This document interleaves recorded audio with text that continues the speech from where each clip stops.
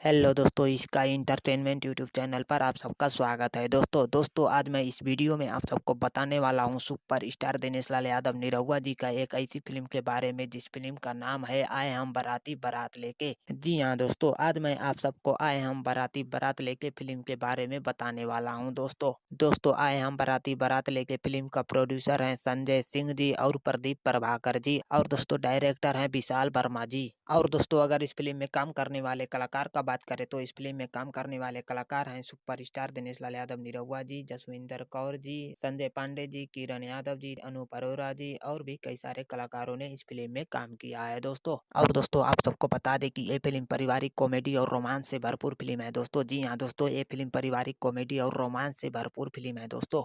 और दोस्तों इस फिल्म का स्टोरी भी कमाल की स्टोरी है दोस्तों।